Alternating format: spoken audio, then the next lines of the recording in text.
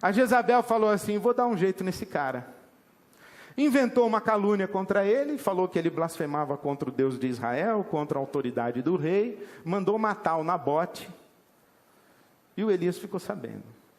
E quando o Elias ficou sabendo, e Eliseu, o profeta, ficaram sabendo, eles disseram para Jezabel o seguinte: você vai morrer e os cachorros vão lamber seu sangue. E no mesmo chão em que Nabote morreu, o seu sangue vai ser lambido pelos cachorros. Você imagina isso, um recado que eu mando para presidente da república ou para a primeira dama. Deus mandou dizer para a senhora. Imagina o profeta. Ele fala com Jezabel. O que acontece com Jezabel é assustador. Porque quando o Acabe já estava morto, porque o Acabe se arrependeu, chorou e buscou a Deus, e Deus falou: tudo bem, eu vou poupar você por enquanto. Mas a sua mulher, eu vou passar o rodo em cima dela. E quando Acabe já está morto, Jezabel morre. E como que ela morre? Quando o rei Jeú está entrando na cidade, ela está na janela olhando. E o rei vem entrando e diz assim: quem é essa mulher aí? Essa é Jezabel? Empurra essa mulher da janela. Aí foi um sujeito lá, empurrou Jezabel da janela, ela caiu batendo cabeça para tudo que é lado, o sangue espirrando na parede do palácio, e na rua, e nos cavalos, e a cavalaria passou em cima dela. O corpo de Jezabel foi moído, estraçalhado pelos cavalos do exército de Jeú. Pegaram Jezabel, os restos de Jezabel, colocaram numa biga, sabe aquela biga, aquele cavalo, aquele carro de guerra que os cavalos vão puxando e tal, o cara vai em pé aqui, então colocaram o corpo de Jezabel numa biga, e levaram para o pátio de estacionamento, onde tinha a Operação Lava Jato em Israel. Aí lavaram as bigas, e a água com o sangue de Jezabel escorreu, e os cachorros lamberam e beberam o sangue de Jezabel. E foram então sepultar Jezabel, porque Jeú falou: olha, ela um dia foi primeira-dama, ela foi rainha, então dê um sepultamento a essa mulher aí. Só que foram procurar por ela, só acharam uma mão, um pé e a cabeça. Falou: rei, não sobrou nada da mulher. Falou: então joga aí em algum lugar que funcione o corpo de Jezabel como esterco. De tal maneira que ninguém pôde saber qual seria a sepultura de Jezabel. Jezabel não está sepultada. Ela foi literalmente triturada pela cavalaria do rei Jeú, e o seu sangue escorreu e foi lambido e bebido pelos cães em Israel. É essa mulher que é usada como referência para tal da profetisa que é professora da escola dominical da igreja de Tiatira. Dirige reunião de oração na igreja de Tiatira. Olha, é uma igreja que tem amor, tem fé, é uma igreja que serve, é uma igreja que persevera, é uma igreja que cresce, uma igreja que está melhor a cada dia, mas ela faz pequeninas concessões. Ela se permite ser instruída por vozes convenientes.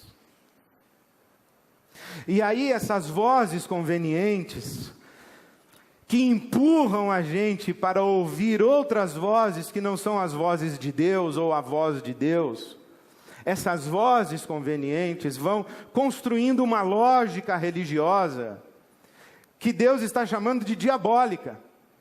Falou: Jezabel falou tanta bobagem para vocês, que vocês já estão vivendo de acordo com a lógica dos mistérios do diabo. Vocês estão ouvindo essa tal dessa profetisa, e vocês estão flertando com o diabo. Mistérios profundos de Satanás. Mas as pessoas não percebiam que Jezabel era a voz do diabo no meio da igreja. E há um jogo de conveniências e de embaraços aí muito interessante. Veja como que na Bíblia Sagrada está sendo dito que ouvir Jezabel é flertar com os espíritos do mal, é trilhar um caminho de idolatria, é cair na imoralidade sexual e na promiscuidade, na devassidão moral. Isso está acontecendo dentro da igreja. Se você levantasse o tapete da igreja de Tiatira, começava aí. Mas começava essa promiscuidade moral como? Com o fala demais da Jezabel e com o ouve demais de pessoas que não têm discernimento espiritual. É isso que estou chamando de sincretismo religioso,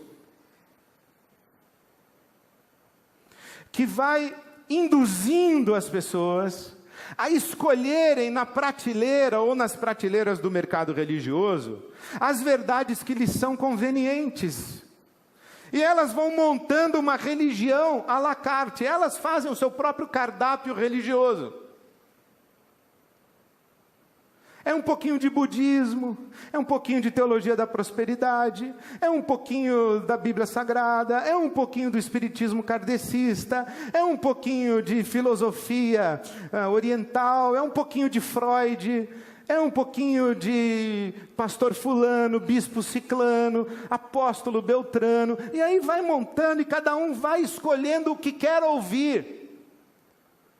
Vai escolhendo o que quer ouvir e vai escolhendo ouvir aquilo que lhe convém, porque nós temos uma capacidade extraordinária de selecionar o que ouvir. E quando nós selecionamos o que queremos ouvir, nós ouvimos o que nos convém. Por exemplo, você conhece algum profeta que diz assim: eis que o Senhor teu Deus te diz, meu servo, te levantarei como príncipe, tu has de governar. Multiplicarei a tua renda, te exaltarei, tirarei do ímpio e darei a ti, porque nasceste para a cabeça e não por cauda. Esse é o ano da restituição, abençoarei a tua casa. Já ouviu o profeta falar isso? Tá, agora tu já ouviu um profeta falar assim: eis meu servo que o Senhor teu Deus te diz, tu és arrogante e prepotente, vaidoso e orgulhoso, tu não tens espírito de serviço, tu não tens humildade, prescrutei o teu coração e só encontrei maldade, arrependa-te, senão eu passo rodo em você. Já ouviu um profeta falar isso? Nunca ouviu, né? Nem vai ouvir. Nem vai ouvir.